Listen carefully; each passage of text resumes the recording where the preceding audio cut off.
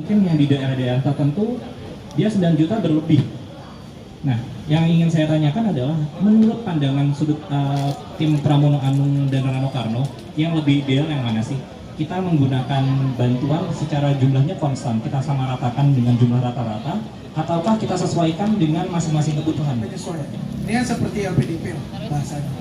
Kayak misalnya, ya tentu orang misalnya yang berkuliah, misalnya saya bertempat tinggal di Jakarta Selatan, saya misalnya kuliah di UI, terus habis itu ada juga di Jakarta Selatan kuliah misalnya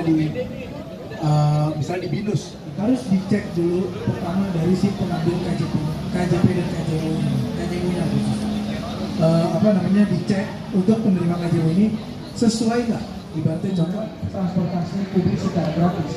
Jadi itu adalah salah satu insentif yang diberikan. Sudah diajak bekerja sama. Dari kami mendapatkan laporan dari teman-teman penerima di mana skema pembayaran KJMU kan ada dua. Yang banyak masalah yang sampai ke kami adalah di saat modelnya adalah uangnya disampaikan ke kampus untuk pembayaran UKT dan sisanya baru diberikan ke mahasiswa. Terkadang ada beberapa temuan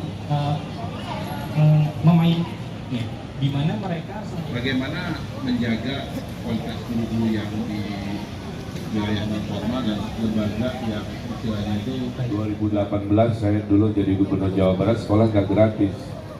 Saya akhirnya merapikan bansos, mohon maaf ya, akhirnya terkumpul dana 2 triliun di Jawa Barat dan akhirnya saya gratiskan sekolah di sana.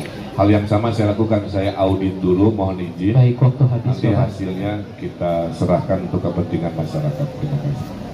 Baik, terima kasih. Untuk Bapak Ridwan Kamil. Baik, kami akan jeda azan terlebih dahulu. Kita akan hold dulu acara kita sebentar untuk mendengarkan azan.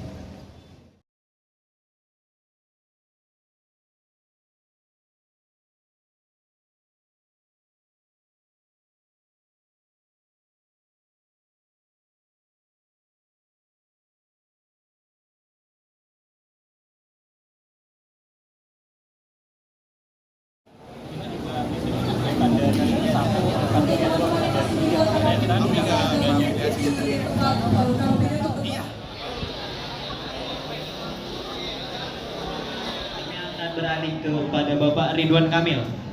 Baik, kami persilakan kepada Kak Martella untuk memberikan. Pertanyaan saya gampang, Bang. Jadi kalau di semua cakup ini sebenarnya pasti ada program gratis-gratisnya. Nah, otomatis kan anggaran pendidikannya juga semakin terbatas. Dengan anggaran pendidikan yang terbatas, itu Bang Ridwan lebih memilih untuk investasi dalam penguatan sekolah luar biasa atau sekolah inklusif. Kalau udah memilih, alasannya apa dan tolak ukur keberhasilannya apa, Bang?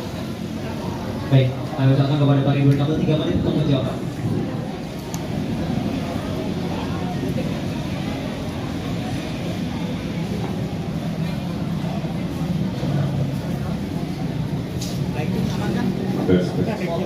Ya, gini.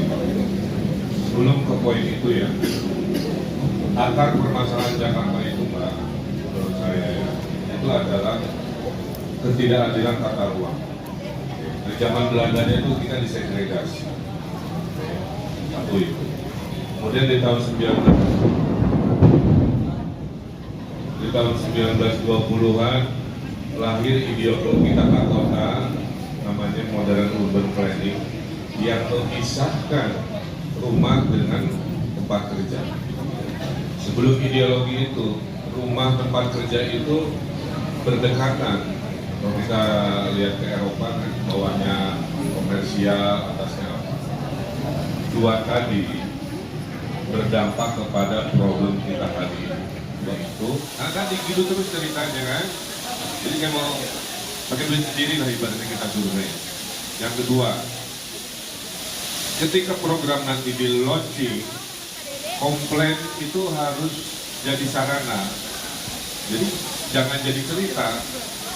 Saya kan membuka komplain online ya. Dulu di provinsi dulu saya bikin Jabar Digital Service, menghandle COVID dengan apps. Nah urusan begini sama. Tidak bisa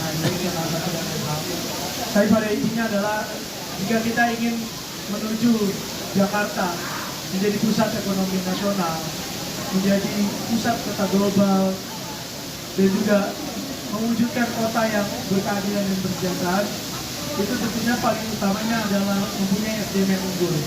Bagaimana cara kita mempunyai SDM unggul? Yaitu mempunyai SDM yang mempunyai hak yang sama, pendidikan yang sama, sehingga dapat meningkatkan produktivitas yang mempunyai multiplier effect terhadap perekonomian. Kita akan merdeka 100 tahun.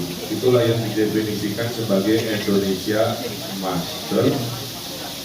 Kalau udah berani nyebut emas, berarti itu adalah tahun kejayaan Indonesia. Dan datanya mengatakan kita OTW menuju negeri yang luar biasa.